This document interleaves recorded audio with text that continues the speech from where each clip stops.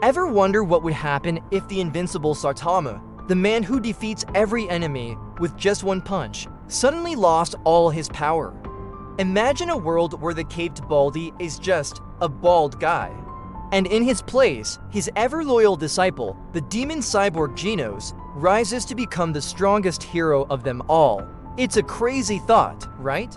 But let us dive deep into this alternate reality and explore how this single change would completely reshape the world of One Punch Man. Get ready, because things are about to get seriously intense. The story begins on an ordinary Tuesday.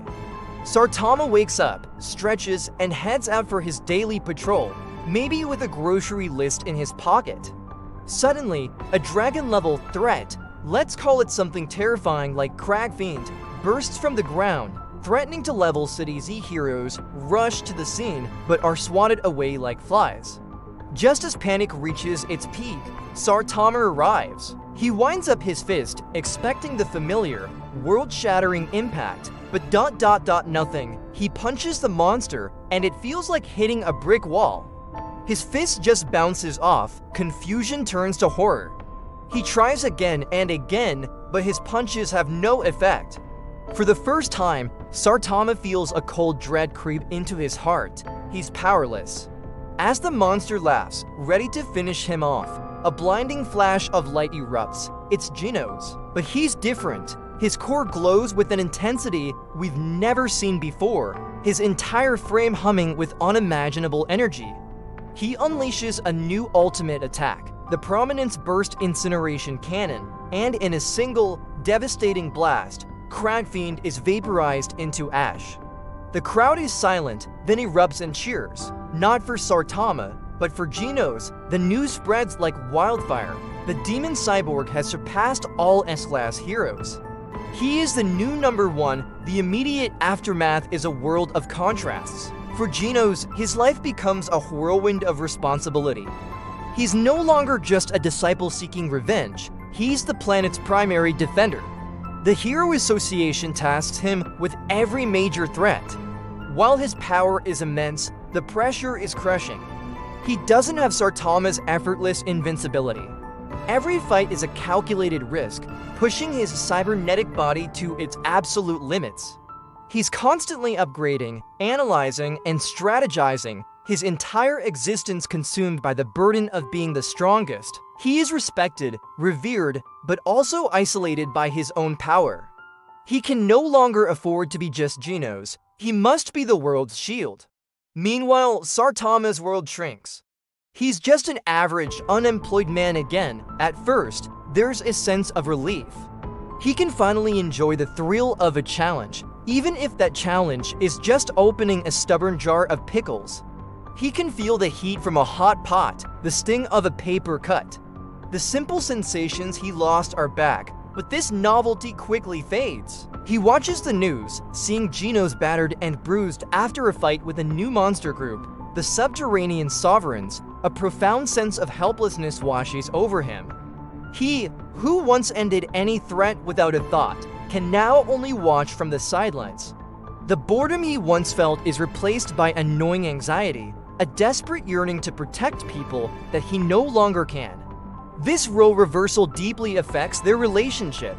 Genos still lives with Saitama, his devotion unwavering. He sees his master not as a source of power, but as a source of wisdom and morality. He brings Saitama his groceries, cooks for him, and recounts his battles, seeking his master's strategic advice. Saitama, in turn, becomes a different kind of mentor. He can't teach Genos how to throw a stronger punch, but he can teach him about something he's just rediscovered: humanity. He reminds Genos to rest, to find joy outside of fighting, to connect with people. He points out the flaws in Genos' logic, not from a place of power, but from the perspective of a normal person who understands fear and limitation. Saitama becomes Genos' moral compass, the anchor that keeps him from becoming just a weapon. The hero world would also be thrown into chaos. Without Saitama as the ultimate, unseen safety net, the S-Class heroes would be forced to step up and work together like never before. Tatsumaki, the terrible tornado, would have to acknowledge Genos as her superior, a blow to her ego that would force her to either mature or become dangerously reckless. Bang Silverfang would see the immense burden on Genos and likely take on a more active leadership role, trying to foster teamwork among the fiercely individualistic heroes. They would realize that one hero, no matter how strong, can't be everywhere at once. The Saitama group, including King, Fubuki, and Bang, would rally around the now vulnerable Saitama, not out of pity, but out of genuine friendship, protecting him. He once unknowingly protected them. King's reputation as the strongest man on Earth would become an even heavier and more dangerous bluff, one he'd have to maintain to draw threats away from civilians and buy time for Genos. Now, let's consider the villains. How would they react? The monster Asukation's rise would be far more terrifying. Without Saitama to casually dismantle their leadership, Orochi and Psychos would pose an existential threat. This would lead to an all-out war, pushing Genos and the entire Hero Association to their absolute breaking point. A character like Guru, the Hero Hunter, would have a completely different journey. His goal is to become the ultimate monster to unite humanity through fear. He would see Genos not as an obstacle to be comically swatted aside, but as his true rival. Their conflict would be a legendary, earth-shattering saga clash of ideals between a man-turned-monster seeking to upend the system and a man-turned machine striving to protect it. But the biggest question is, what would happen to Saitama? Would he accept his new life? I don't think so. The hero spirit isn't just about power. It's an unwavering drive to help others. Saitama would start from scratch. He'd begin training again, but this time, it would be different. He wouldn't be breaking his limiter, he'd be pushing human limits. He'd do his 100 push-ups, 100 sit-ups, and 10-kilometer run, but this time, he'd feel the burn. He'd struggle, he'd sweat, he'd feel the ache in his muscles. He would rejoin the Hero Association as a C-class hero, and he would fight with everything he has, using his wits, his experience, and his sheer determination to defeat low-level threats. He would finally experience the thrill of a hard-won victory, the satisfaction of saving someone through effort and struggle. He would rediscover the meaning of being a hero, not because it's easy, but because it's hard. He would no longer be a gag character. He would be a true underdog, and we would cheer for his every small success.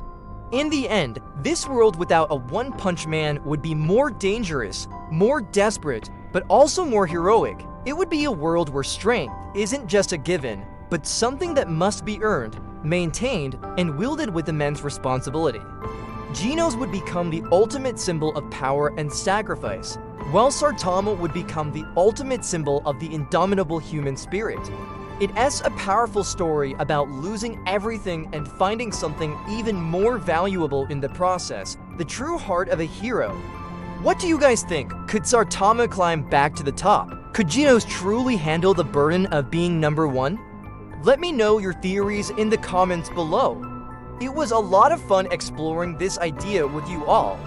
If you enjoyed this what if scenario, please hit that like button and subscribe for more deep dives into your favorite anime worlds. Thanks for watching, and I'll see you in the next one.